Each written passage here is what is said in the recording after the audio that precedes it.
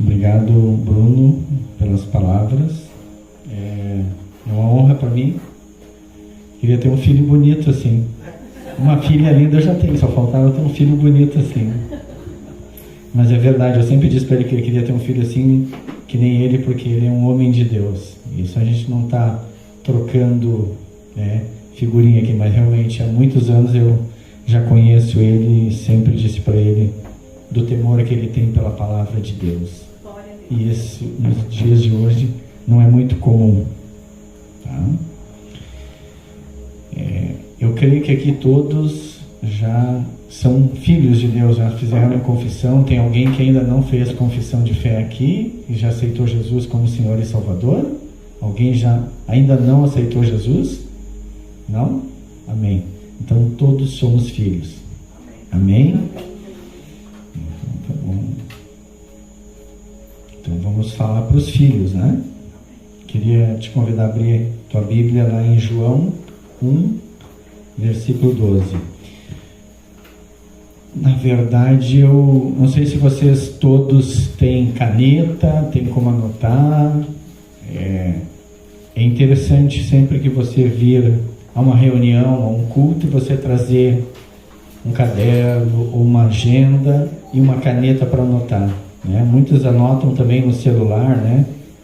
Mas realmente tem que ter muita controle para, ao anotar, a gente não se perder e acaba dando uma olhada nas redes sociais, tá?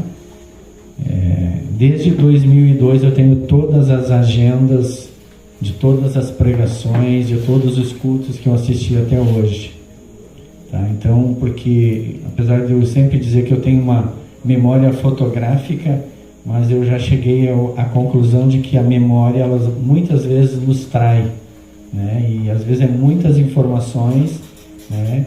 E diz uma pesquisa de uma pregação ali, o máximo que você consegue absorver é 35, 40 minutos. Que passar disso, muitas coisas acabam suplantando o que você ouviu no início, a menos que realmente o Espírito Santo de Deus te toque, e Ele está disponível para te tocar, desde que nós estejamos disponíveis, e aí você vai gravar. Mas se você gravar alguma coisa, né, o mínimo de uma pregação, aquilo vai ser o bastante para te transformar. Só que quando efetivamente nós anotamos, a gente tem uma fonte de pesquisa, né? Porque muitas vezes aquilo que Deus falou para ti naquela pregação, daqui passar um tempo, a tendência é que nós venhamos a cair no esquecimento.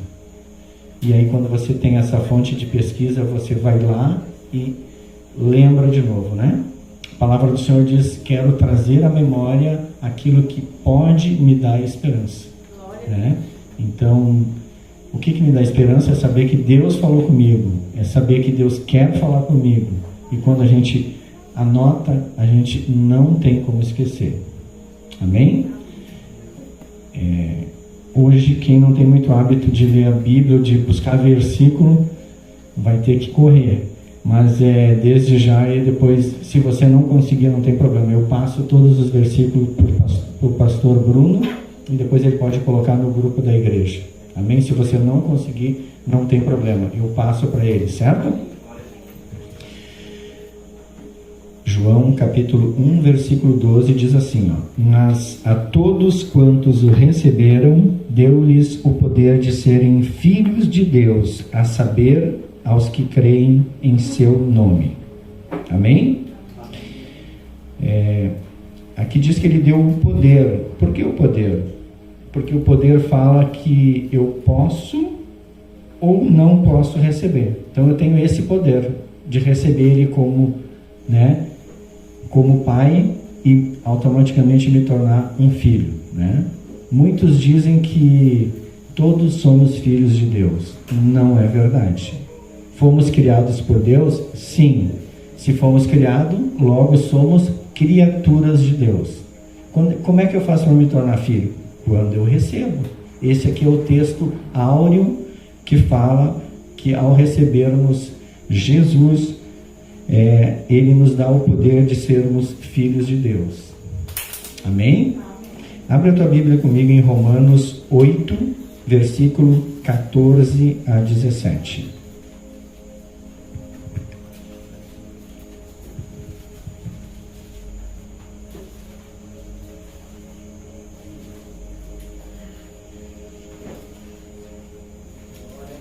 Romanos capítulo 8, versículo 14 ao 17. Diz assim: pois todos os que são guiados pelo Espírito de Deus são filhos de Deus, porque não recebeste o espírito de escravidão, para viverdes outra vez atemorizados, mas recebeste o espírito de adoção, baseados no qual clamamos Abba, Pai.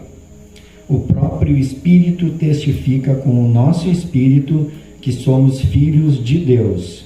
Ora, se somos filhos, somos também herdeiros, herdeiros de Deus e co-herdeiros com Cristo. Se com Ele sofremos, também com Ele seremos glorificados. Amém? Eu grifei ali espírito de escravidão. Então, por quê? Porque muitas vezes, ao pecarmos, ao andarmos no pecado, nós somos escravos. Então, nós não recebemos o espírito de escravidão.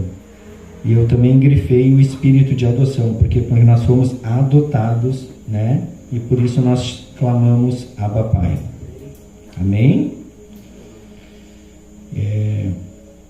Esses dois versículos, essas duas passagens aqui, na verdade, só para dar início àquilo que eu quero falar nessa noite, tá bom?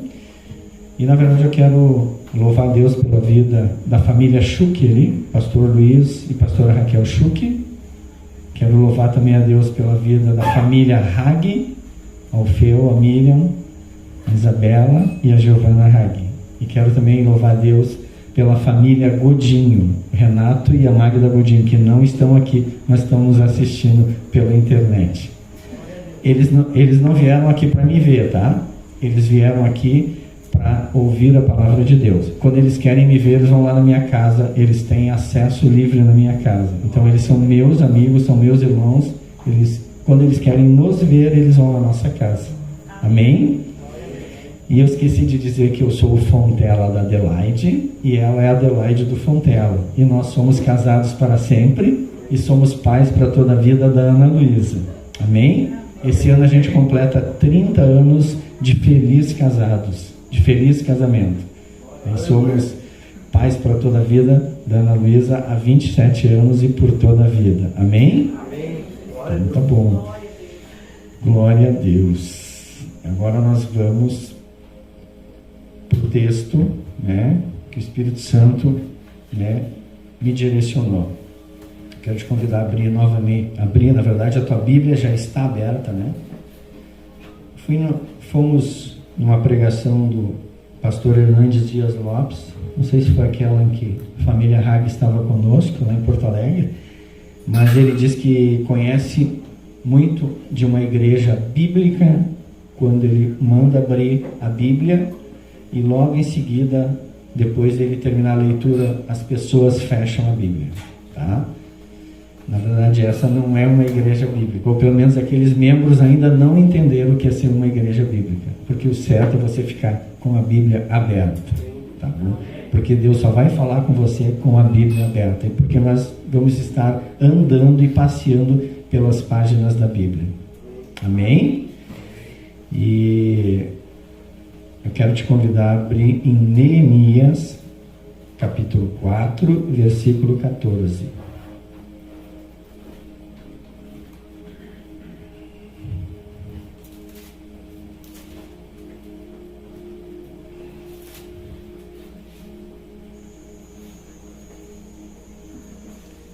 Todos encontraram?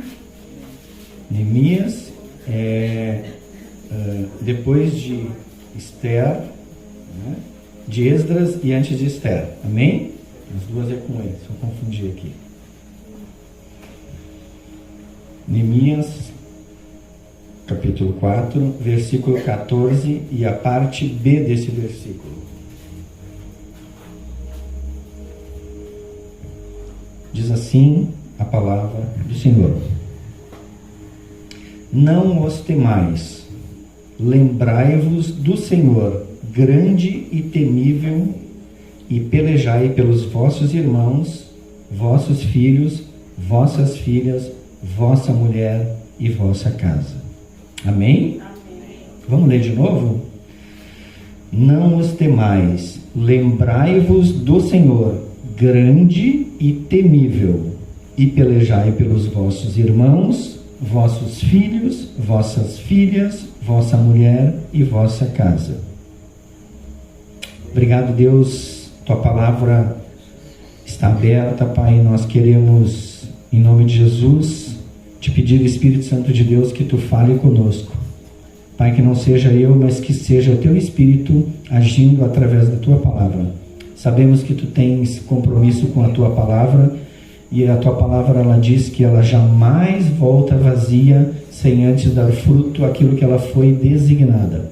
Portanto, nessa noite, Pai, que essa palavra venha dar fruto em nossos corações, que os nossos corações sejam terras férteis, Pai, que essa semente ela caia em boa terra, Pai, em nome de Jesus, para a honra e glória do teu nome. Amém. Eu vou fechar minha Bíblia aqui, mas os versículos estão aqui porque eu estou com o caderno aberto aqui, tá bom? Não fecha a sua Bíblia, tá? Então nós vamos falar sobre guerreando pelas nossas famílias. Neemias, tá? Quem fez já o curso de Casados para Sempre aqui? Levanta a mão.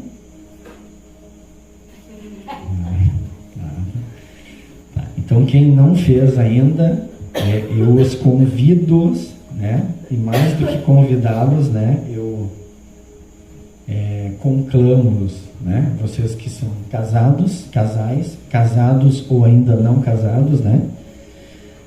Aqui vocês venham a procurar depois Pastor Tiago e Pastor Bruno, tá? Eles já fizeram o curso de Casados para Sempre, né?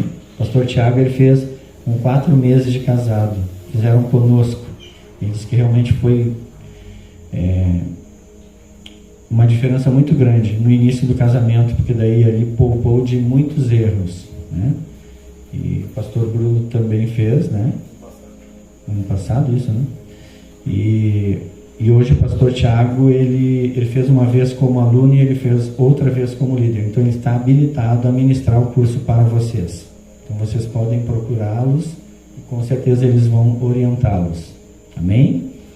E nesse curso, uma das lições no início é tu ler todo o livro de Neemias. Tá? E ali Neemias fala sobre a reconstrução dos muros. Tá? Dos muros que estavam caídos, derribados. Tá? E o que eu quero falar nessa noite é sobre realmente guerreando pelas nossas famílias, tá? Nós estamos num momento em que as coisas estão caminhando, né, para a volta do nosso Senhor e Salvador Jesus Cristo. Cada dia que passa nós ficamos mais próximos, tá? E aqui fala de uma guerra espiritual, e nós vamos ver sobre isso, mas muitas vezes essa guerra ela também é física, né? E eu quero nessa noite traçar um paralelo, né, com a guerra que está acontecendo lá em Israel, tá?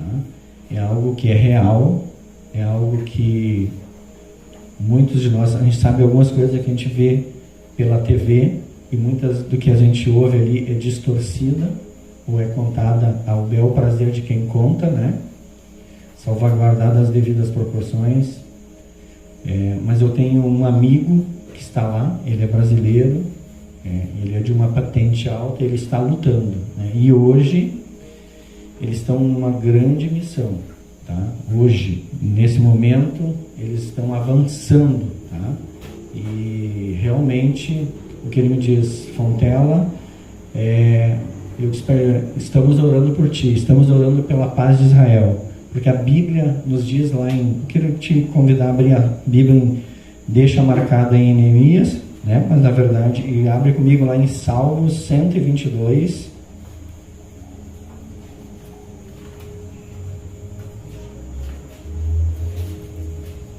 Salmos 122, versículos 6 a 8.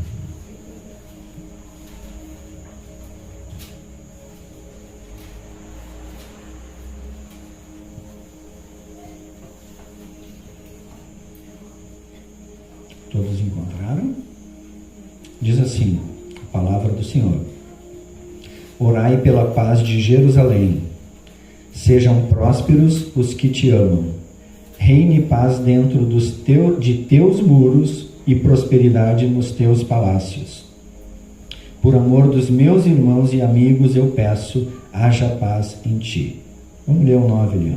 Por amor da casa do Senhor, nosso Deus, buscarei o teu bem. Então essa é uma conclamação. A Bíblia está nos conclamando a orar pela paz de Jerusalém. Tá? Então, eu te convido a partir de agora você incluir em suas orações, orar pela paz de Israel. Só que muitas vezes, para que haja paz, é necessário que a guerra seja instaurada.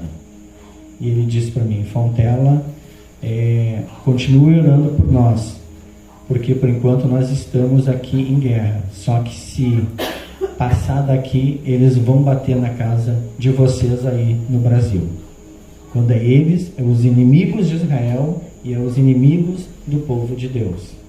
Então isso não é para nos amedrontar, mas é para nos trazer um peso e um encargo de oração e intercessão. Amém? Inclua, por favor, em suas orações a paz por Israel. Amém?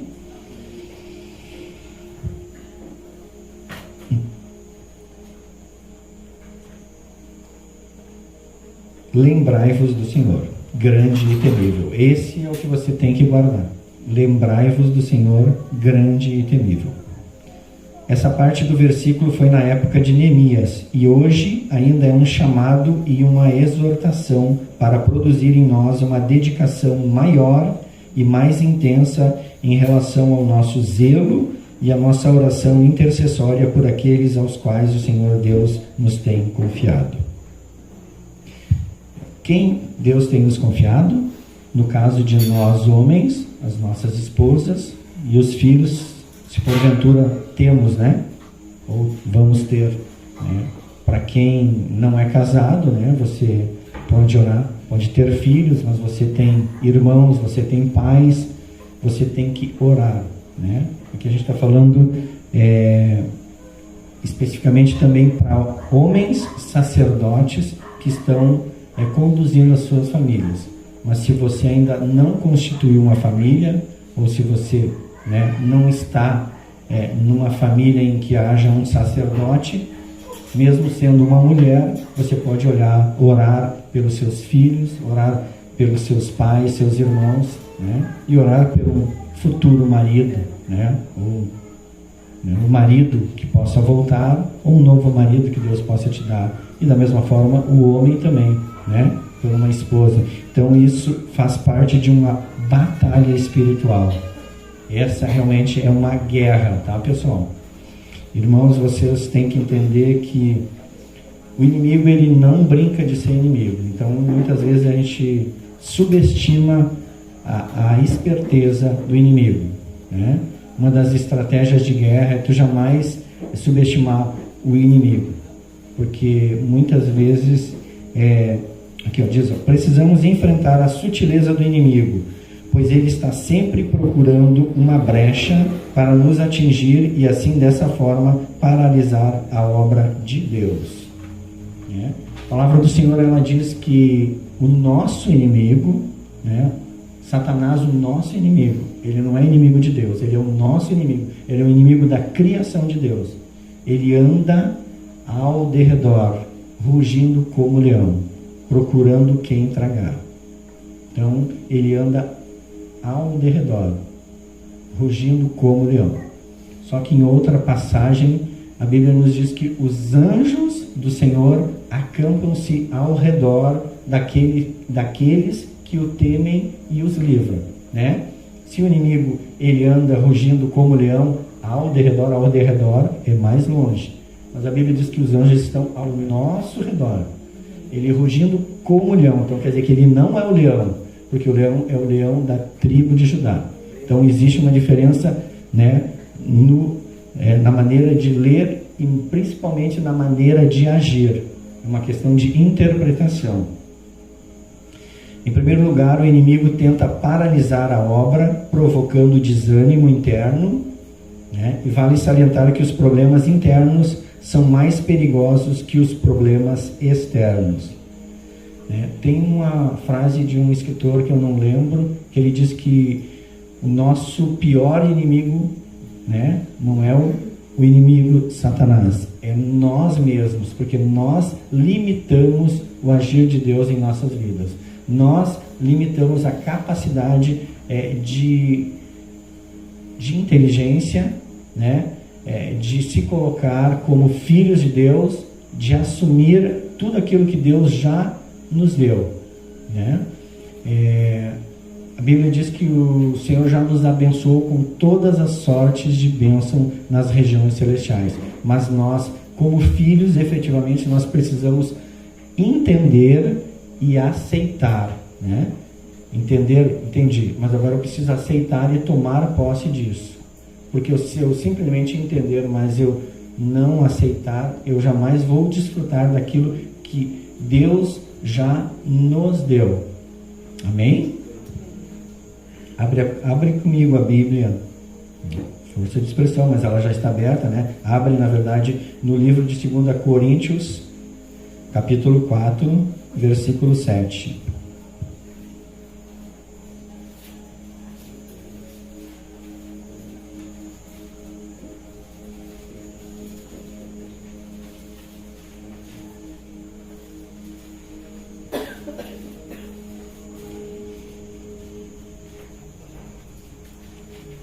Coríntios, capítulo 4, versículo 7 a 10. Diz assim: temos, porém, este tesouro em vasos de barro, para que a excelência do poder seja de Deus e não de nós. Em tudo somos atribulados, porém não angustiados, perplexos, porém não desanimados, perseguidos, porém não desamparados, abatidos, porém não destruídos, levando sempre no corpo o morrer de Jesus, para que também a sua vida se manifeste em nosso corpo. Amém? Aqui fala de duas situações, né? Fala de coisas que acontecem fora e coisas que acontecem dentro, né? Fala do interno e do externo, né? Então ali no versículo 8 diz que em todos somos atribulados, porém não angustiados, ou seja, atribulados do lado de fora, mas não angustiado do lado de dentro, perplexo do lado de fora, mas não desanimado do lado de dentro, perseguidos do lado de fora, porém não desamparado do lado de dentro, abatidos do lado de fora, porém não destruído do lado de dentro. Então uma coisa é aquilo que o inimigo sopra, uma coisa é aquilo que ele mente, a outra coisa é aquilo que eu aceito, é aquilo que eu recebo como verdade. Tá? Augusto Cury diz de que de 100% de um problema, 10% é o problema, 90% é como eu reajo àqueles 10%.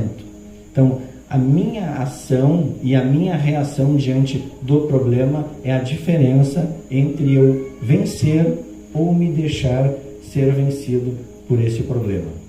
Amém? Guarde isso, por favor. Muitas vezes nosso maior problema somos nós mesmos, né? O Moody, que é o Dwight Moody, dizia: o maior obstáculo da obra são os obreiros. Ou seja, realmente nós somos limitadores do agir de Deus na nossa vida.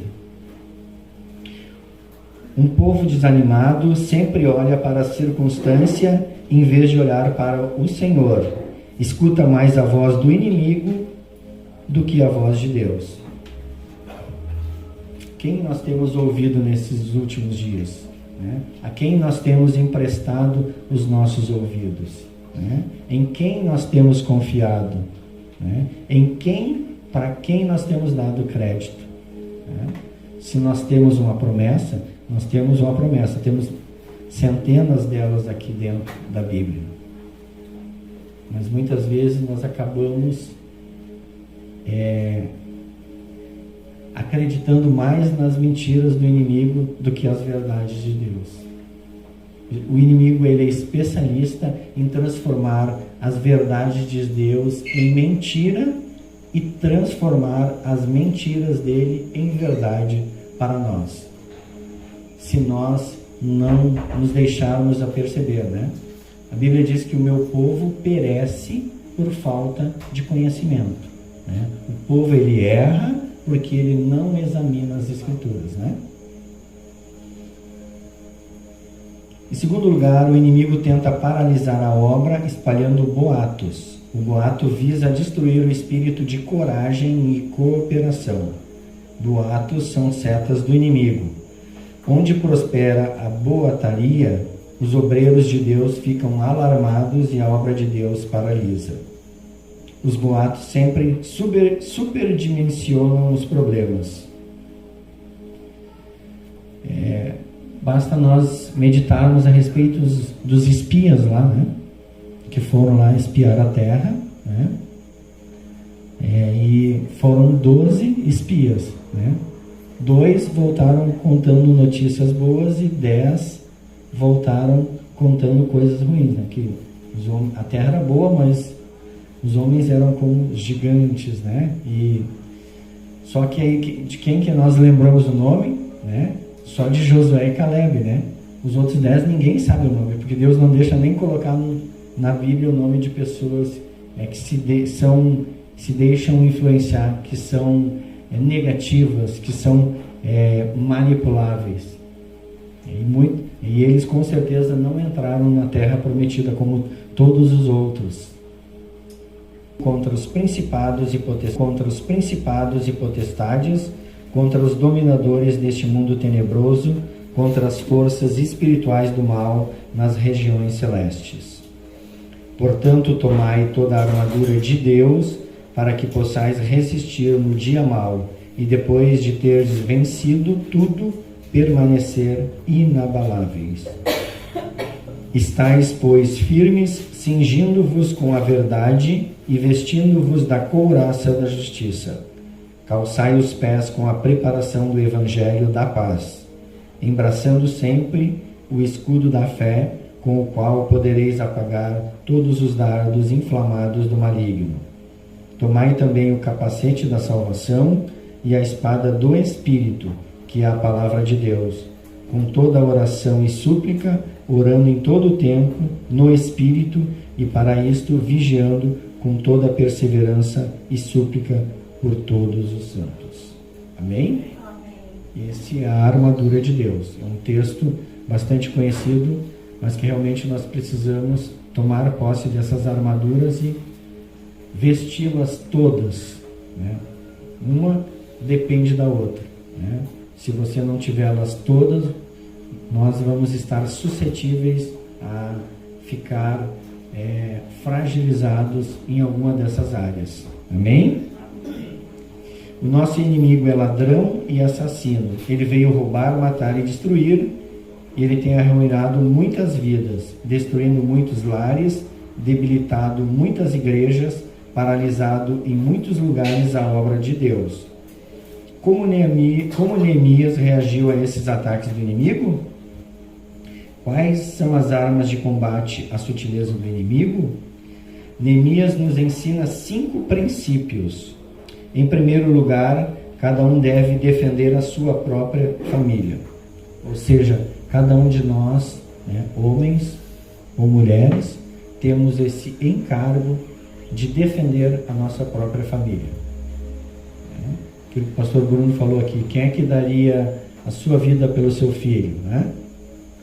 Quem é que daria quem é que daria a sua saúde para cuidar do seu filho, né? Cuidaria da sua saúde. Então aqui nós vamos ter que vestir essas armaduras para poder entrar em batalha, né? Batalha espiritual contra o inimigo, porque a gente aprende que o inimigo, né, o diabo, ele não tem família. Então o foco dele é justamente as nossas famílias. Ele quer destruir as nossas famílias.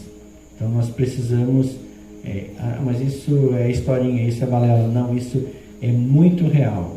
né? Você não deve brincar ou menosprezar isso, né? Porque ele está de prontidão, ele não dorme, ele está pronto a nos pegar, né? A nos destruir.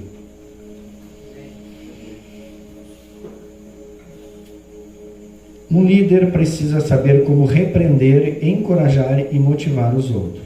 E aqui não fala só de líder, pastor, presbítero, diácono, né, ministro de louvor, não. Se você tem a sua família, você é o líder da sua família, você lidera a sua família, você lidera os seus filhos, você lidera os seus netos. Então, todos nós somos líderes em potencial. E todos nós é confiado, né, da parte de Deus, uma família ou pessoas que efetivamente nem são das nossas famílias, mas que muitas vezes nós estamos auxiliando, estamos ajudando, estamos evangelizando. Então nós temos também esse encargo de lutar por essas vidas. Amém? Não podemos ter uma igreja forte se não protegermos nossa família, nossa própria família, das investidas do inimigo. Neemias exorta: pelejai pelos vossos irmãos, vossos filhos, vossas filhas, vossa mulher e vossa casa. Em segundo lugar, precisamos empunhar as armas de defesa e combate. Tá? Para isso nós vamos lá para as armaduras, para a armadura de Deus. Não é as armaduras, a armadura de Deus, porque é um traje completo, né? Assim como o fruto do Espírito, né? Não é os frutos, é o fruto, é um só, com 7 características. Que aqui a armadura, ela é o capacete, é o escudo, é a espada, é o cinturão, é a sandália, é a armadura completa, tá?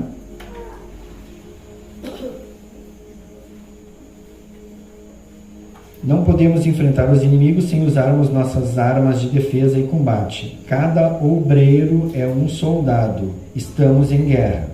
Nessa batalha espiritual, enfrentamos inimigos invisíveis e tenebrosos. Nessa batalha não há trégua e nem pausa. Nossos adversários não descansam, não tiram férias e nem dormem. Como eu falei anteriormente. Eles vivem nos espreitando e buscando uma oportunidade para nos atacar. Precisamos vigiar e empunhar as armas. 2 Coríntios, capítulo 10. Me acompanha lá, por favor.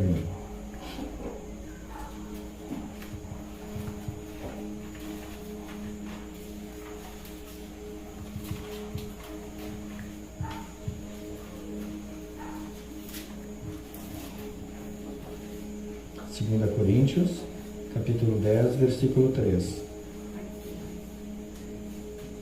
Diz assim a palavra do Senhor: porque embora andando na carne, não militamos segundo a carne, porque as armas da nossa milícia não são carnais, e sim poderosas em Deus, para destruir fortalezas, anulando nós sofismas e toda altivez que se levante contra o conhecimento de Deus, e levando cativo todo pensamento à obediência de Cristo, e estando prontos para punir toda desobediência, uma vez completa a vossa submissão. Amém? Em terceiro lugar, precisamos ter uma liderança firme e exemplar.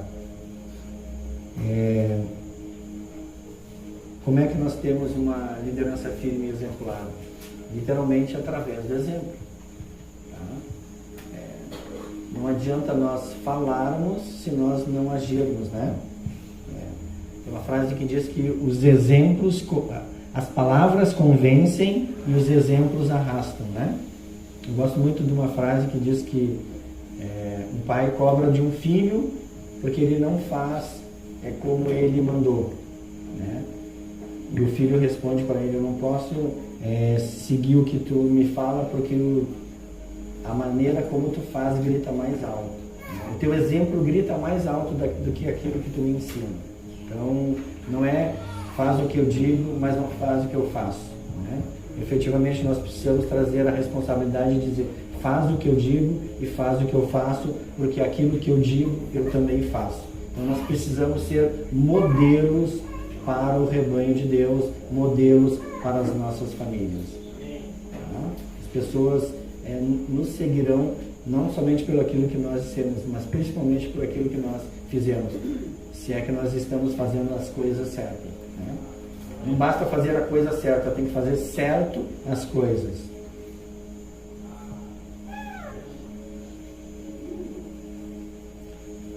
Não devemos abandonar os nossos na hora da pressão. Devemos inspecionar a obra. Devemos tomar a frente. Ele desafia os líderes e ele dá o exemplo. A liderança ocupa uma posição de absoluta importância na hora do combate. Uma liderança fraca, medrosa, vacilante e sem vida não transmite segurança para o povo na hora da crise. Só líderes fortes e incorruptos podem conduzir o povo a grandes vitórias. Então nós precisamos entender que quando nós damos um bom exemplo, né, e dentro daquilo que nós temos aprendido, né, aprendido no primeiro momento dos nossos pais, né, aprendemos depois através da palavra de Deus, e isso somando, né, muitas das vezes não tem um bom exemplo na casa dos pais, mas a partir do momento que nós andamos com Cristo, e por isso que eu perguntei se todos, né, aqui já haviam aceitado a Cristo, então hoje nós temos um norte, né, nós temos uma bússola, que é a palavra de Deus, nós temos um manual, como o pastor Luiz gosta de falar, manual do fabricante. Nós precisamos consultar aqui, né, a vontade de Deus. Ela é boa, ela é agradável, mas ela também é perfeita. Amém? Isso me leva muito, não está aqui, mas me leva muito ao Salmo 1, né? Bendito o varão que não anda no conselho dos ímpios, não se detém no caminho dos pecadores, nem se senta na roda dos escarnecedores, né? Antes o seu prazer está na lei do Senhor, e na lei dele medita de dia e noite, né? Ele será como árvore plantada junto a ribeiros, que ao seu tempo dará fruto, e tudo que fizer prosperará. Então nós precisamos meditar na palavra de Deus. Amém?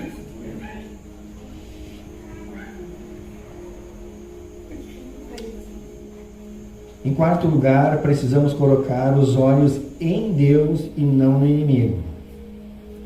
O ponto básico do desafio de Neemias e também para nós é: lembrai-vos do Senhor. Por isso que eu disse para vocês, né? Guardem essa frase: lembrai-vos do Senhor. Observe o que Deus já fez e, na verdade, aquilo que Ele já fez nas nossas vidas, né? Que já fez na minha vida, que já fez na tua vida, aquilo que Ele está fazendo na tua vida e aquilo que efetivamente Ele vai fazer, né? E nós sabemos que as conquistas de ontem não vai nos garantir, né, as conquistas e as vitórias de hoje, mas ali nos dá o norte daquilo que Ele já fez para nós. E se Ele ainda não fez, nós temos a certeza que Ele vai fazer. Porque Ele disse na sua palavra que Ele não é homem para que minta, nem filho do homem para que engane, né? Se Ele disse, Ele vai fazer. Nós precisamos acreditar, nós precisamos confiar, nós precisamos aceitar isso, né, e receber no nosso espírito e tomar isso como uma verdade, né, porque é a verdade, né? Santifica-os na verdade, a tua palavra é a verdade.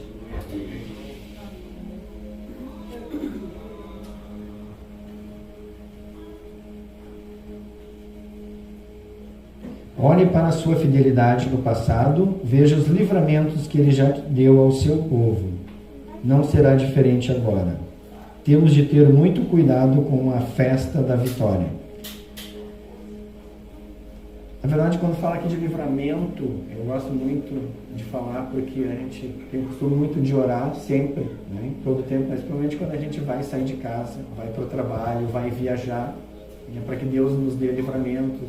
A gente está sempre repreendendo, né, os espíritos de morte das estradas, né, acidentes, né, e isso é muito tremendo. E nós, como família, nós já tivemos muitos exemplos. Não foi um nem dois, foram vários de livramentos de acidentes e até de morte que Deus nos deu.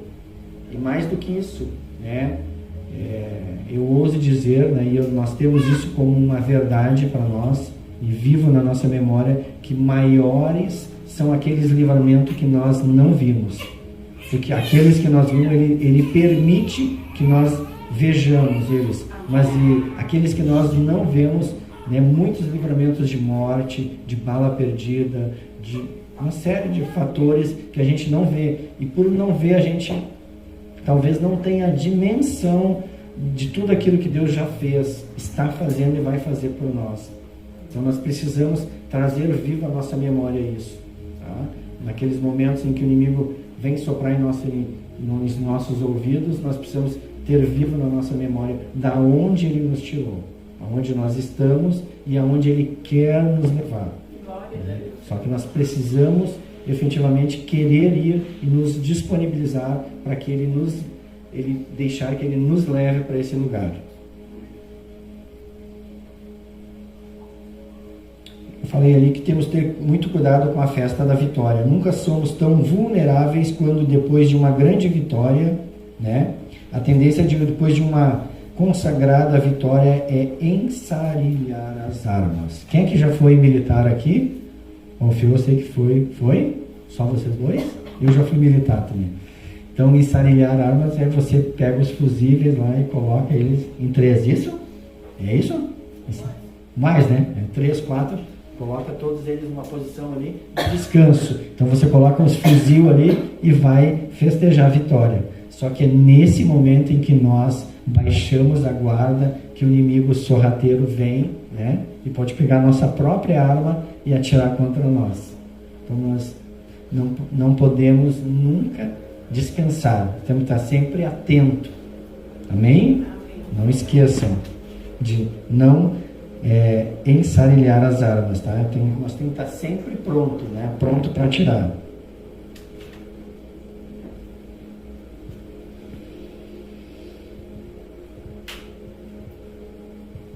Elias, depois de uma retumbante vitória no Monte Carmelo sobre os profetas de Baal, tirou os olhos de Deus e fugiu amedrontado diante das ameaças insolentes de Jezabel. Todos conhecem a história, né? De Elias e de Jezabel, né? O tempo não nos permite que a gente entre na história deles, mas vocês já conhecem. O segredo da vitória contínua é mantermos continuamente nossos olhos em Deus, em vez de colocá-los nas circunstâncias ou nas pessoas. Em quinto lugar, precisamos redirecionar o foco do nosso temor. Em vez de temer o inimigo, devemos nos voltar para o nosso Senhor grande e temível. Quem teme a Deus não teme aos homens. Quando colocamos nossos olhos em Deus, Ele próprio frustra os desígnios do nosso inimigo. Muitos líderes naufragam porque, em vez de temer a Deus, temem os homens. Em vez de agradar a Deus, tentam agradar os homens. Em vez de servir a Deus, tentam bajular os homens. Amém? A Bíblia diz que o temor do Senhor é o princípio da sabedoria. Temor a Deus. Né? E ele fala que somente os loucos a desprezam. É muito forte isso. Né? Porque a partir do momento que nós somos insensatos, deixamos de ser sábios, né? A palavra está dizendo que nós somos como loucos. Né? Tudo bem, sou louco, então não posso ser cobrado por isso. Mas a própria Bíblia diz que nem os loucos errarão o caminho. É um caminho que diz assim, essa é a vereda, andai por ele. Nem os loucos errarão o caminho. Imagina, se nós que temos, né, uma capacidade mental diferenciada de pessoas que, né, aqui a Bíblia fala como loucos, ou que têm essa debilidade mental, e se eles não errarão os caminhos, e a própria palavra diz, né, o próprio Deus disse que nem os loucos errarão o caminho, por que nós erramos? Por que nós nos desviamos? Por que nós deixamos de seguir o bom caminho? Por que nós nos afastamos da direção de Deus.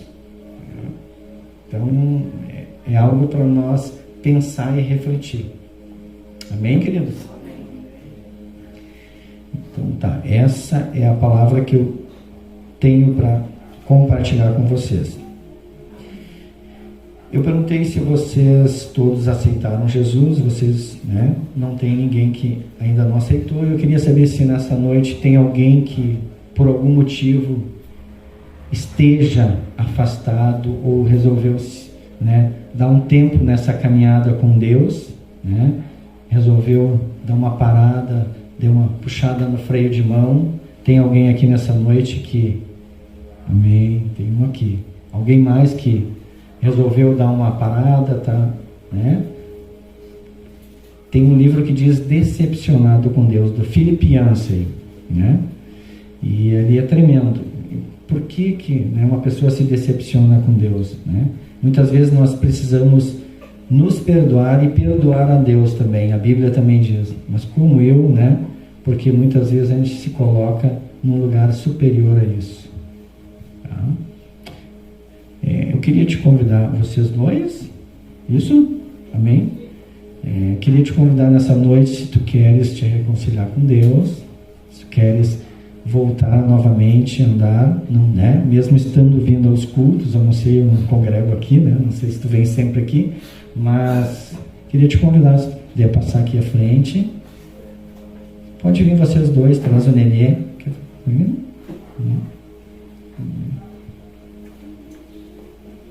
Pastor Luiz, pastora Raquel, queria te convidar a vir aqui conosco aqui, para estar orando para esse casal aqui.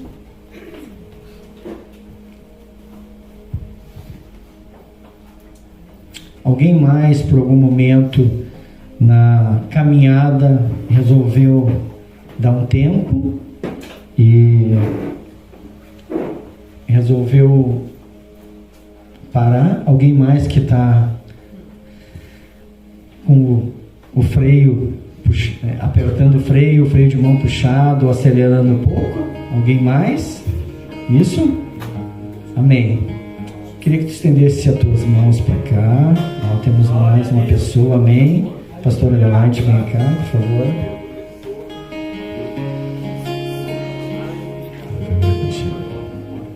Alguém mais? Não te intimide, pode vir nessa noite, tá? Jesus disse que aqueles que confessarem Ele, não tiverem vergonha de assumir esse compromisso com Ele, Ele também vai confessá-lo diante do Pai. Pai, no nome de Jesus, nessa noite nós queremos te louvar, Deus, pela vida dessas pessoas que estão aqui, Pai, que tiveram a coragem de assumir que em determinado momento da caminhada eles pararam, Pai. Mas em nome de Jesus, Pai, nesta noite nós queremos te pedir em nome de Jesus que tu receba-os de volta, Pai. Assim como o pai do filho pródigo. Pai, eu também estava nesse lugar há alguns anos atrás, Pai. Eu também me afastei de ti, Pai. Mas assim como o filho pródigo, Pai, tu estava todos os dias me esperando de braços abertos, Pai, olhando no portão. E quando eu voltei, Pai, com todas as coisas erradas que eu tinha feito fora da tua vontade, Pai, tu me recebeu de braços abertos, me colocou um anel no dedo, me colocou sandálias no pé, trocou as minhas vestes, Pai, mandou matar o novilho cevado, Pai, e fez uma festa para me receber, Pai. E nesta noite, Pai, nós sabemos que há festa nos céus, Pai. A tua palavra diz que há mais festa no céu de um pecador que se arrepende do que muitos outros, Pai. E em nome de Jesus, Pai, recebe-os, Pai. Novamente, insere eles no corpo de Cristo, Pai. Pai, em nome de Jesus, sela a vida deles, cobre eles com teu sangue precioso, Pai. Pai, que em nome de Jesus eles não cedam novamente, Pai, às investidas do inimigo, Pai, e que em nome de Jesus eles nunca mais se afastem dos teus caminhos, Pai. Recebe-o, Pai. O nome deles já está escrito no livro da vida. Tu não vai escrever novamente, Pai. e sabemos que nenhuma borracha pode apagar o nome deles, porque já foi escrito uma vez. E por mais que eles tenham se afastado de Ti, Pai, Tu continua, Pai, amando-os e recebendo eles de volta, Pai. Em nome de Jesus, Pai, direciona eles, Senhor, para que eles possam, Deus, andar novamente nos Teus caminhos, Pai, para que eles possam provar, Deus, de tudo aquilo que Tu já tens, Pai, disponibilizado, Pai, de tudo aquilo que Tu já tens preparado para cada um deles, Pai. No nome de Jesus, Pai, nós Te louvamos, Pai, nós Te agradecemos, Pai, e Te pedimos, Deus, que Tu venha Te revelar a eles, Pai. Revela-te a eles, Pai. Revela a Tua vontade, Pai, que é boa, que é agradável e que é perfeita, Pai. No nome de Jesus, Pai. Guarda a descendência dele, Pai. Guarda os filhos, guarda os netos, os bisnetos, Pai. E toda a descendência, Pai, através desse momento, dessa ação que eles tiveram agora de Te receber novamente e de ser reinserido no corpo de Cristo. Em nome de Jesus, Pai, nós Te agradecemos, nós Te louvamos e Te damos a honra, glória, louvor e adoração.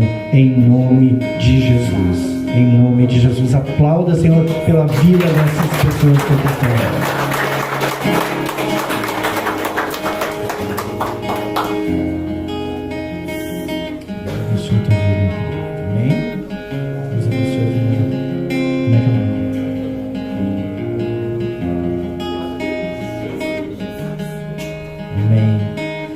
De uma simples decisão muda todo o curso da nossa vida. Antonella tem 4 meses e não que ela estivesse fora da bênção, mas mais do que nunca agora ela está guardada pelo sangue de Jesus. Ela está novamente recebida os seus pais, e a vida dela vai ser diferente, a descendência dela, a vida de vocês. Amém? Deus abençoe a tua vida, querida. Deus abençoe as suas famílias. Amém?